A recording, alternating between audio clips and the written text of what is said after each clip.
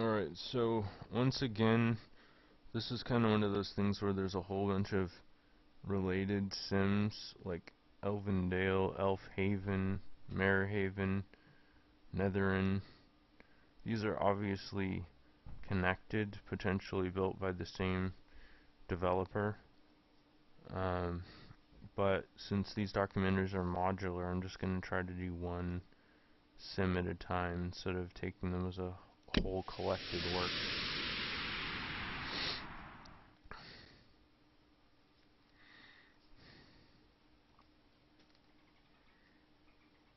Uh-oh, more dolphins.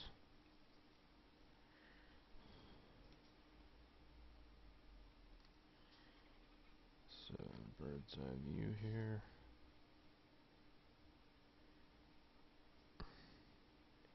Thankfully, the sim isn't like butted up right against the nearby sim, so it should be a little bit easier to document this one independently. So yeah, that's the bird's eye view. Let's check out the stats. Let me see if I can find a place to sit down here so I'm not out there standing in the water.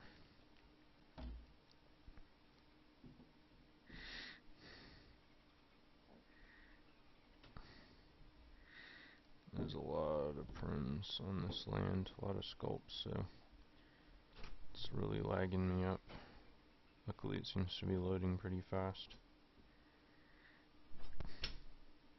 After having tried all the different viewers, there's a little doubt left in my mind that Imprudence is the absolute cream of the crop when it comes to InWorldz, at least. I haven't tried it with Second Life yet, but I'm just assuming that it's gonna have equal, if not greater, performance.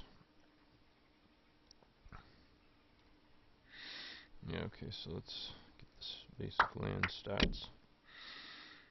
Elf Clan Builders, group owned.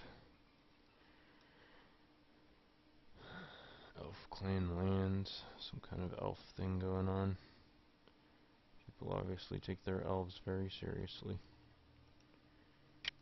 Okay, so almost 3,000 objects.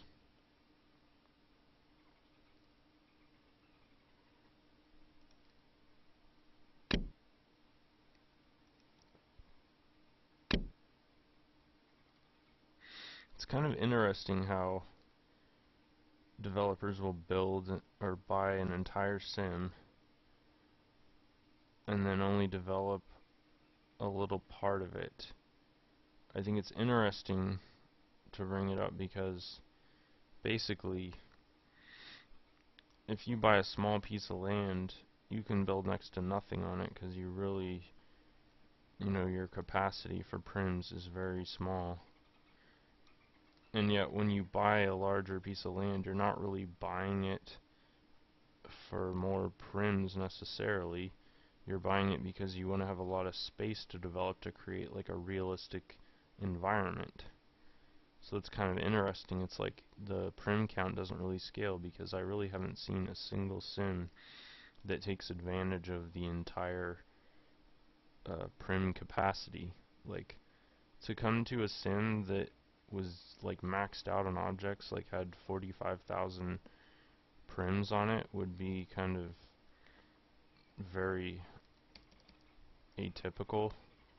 Like I said, I certainly haven't seen it myself.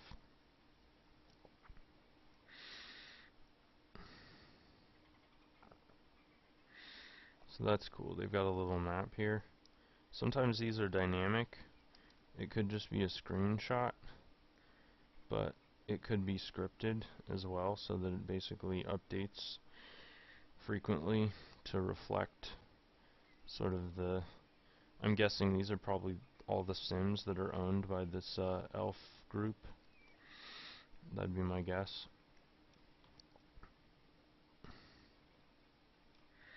So, yeah, these boats, they kind of remind me of the boats in the Lord of the Rings trilogy, like that took the hobbits away at the end of the book series to the elven homeland. kind of a nice dock. Although I like to point out that like the staircase is kind of like hovering above the ground. Hard to fix, but I mean, with so many prims available, it seems like it would be worth it to make it a little bit higher quality, a little bit more coherency there. This is nice. I like this, like a Greek temple.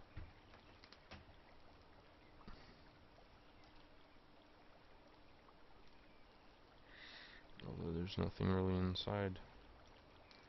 It's kind of interesting.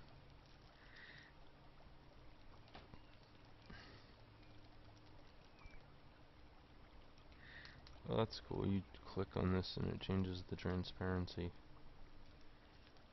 Like 3 levels. Interesting.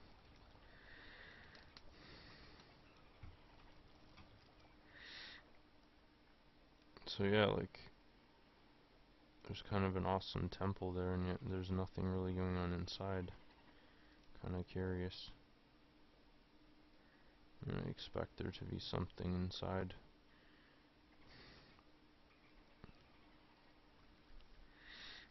Looks like this is a motif that is used throughout the island, lots of these temples.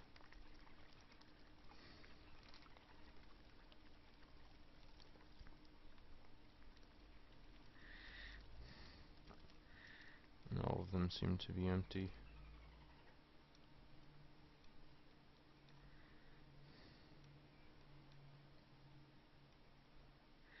Looks like the same exact temple.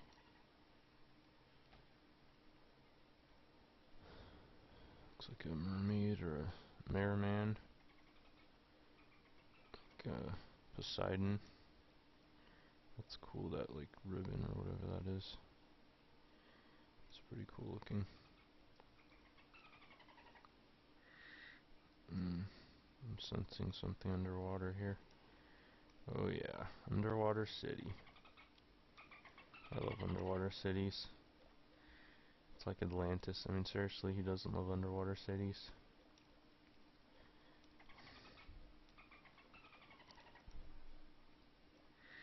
Pretty cool.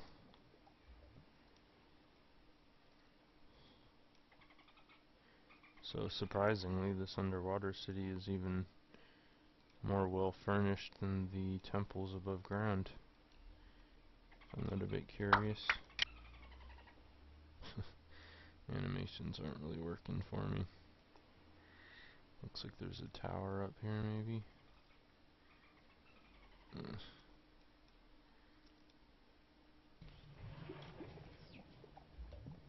Cool sound effects.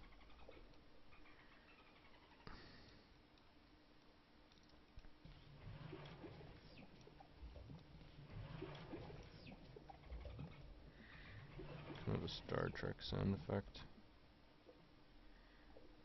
Okay, I'm locking up here. That's trippy. You telling me there's a waterfall in an underwater city? That's cool. No, I like this. It's like a little bath chamber. Yeah, this is really hard to document, mainly because I'm having trouble with the camera.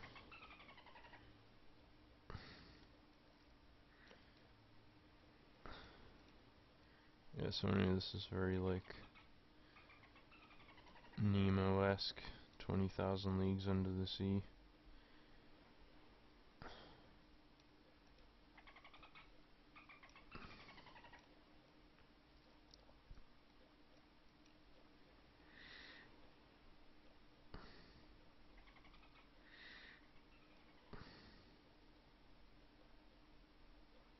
The devil is that? Jellyfish? That's cool. Trippy.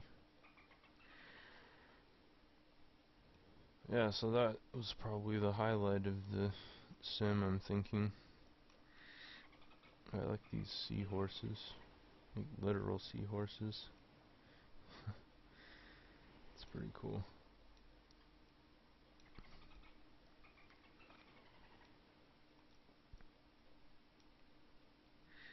Just gonna take one more quick look around and see if there's anything I missed.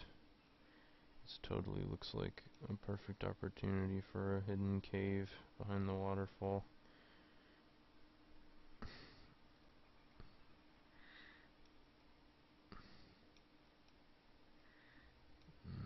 Yes, no, maybe. No, I guess not. Seriously, this looks like there should be a cave in there, but not really seeing a way to get in there.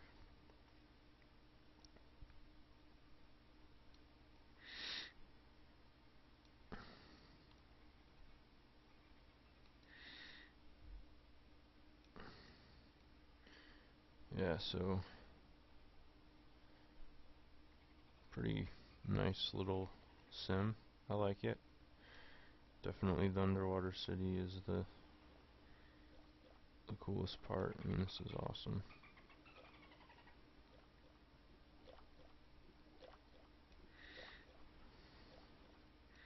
Nice sculpture.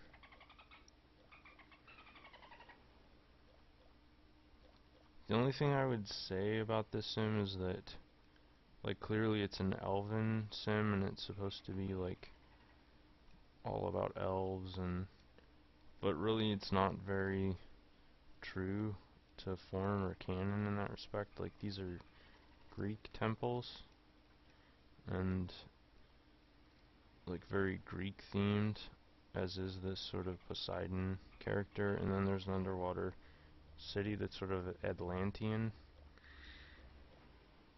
So just saying, it's not really like what I would consider to be classical elven. This is probably the most elven aspect of the whole sim right here, this dock, which I really like.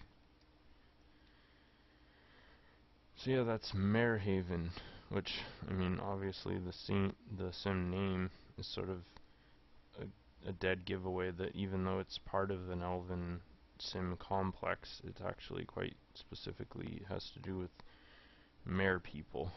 So yeah, good job guys.